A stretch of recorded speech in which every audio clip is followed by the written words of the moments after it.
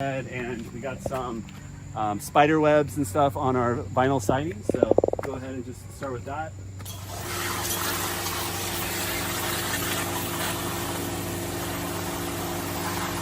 And we'll do this side.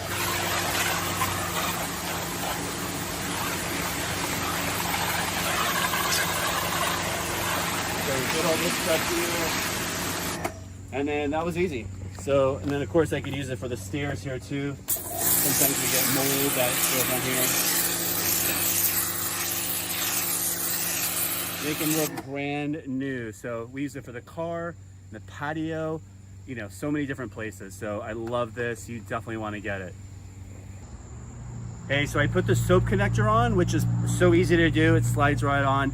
And the good thing is you could use it on your car now. What can't this thing do, right? So we just put a little soap and water in here and we adjust it at the top, and you could go ahead. And as you can see, gets that nice and soapy there. So this is perfect pressure for the wheels, and it won't tear off your paint obviously, but this is a good way to get the pre-wash going for your car.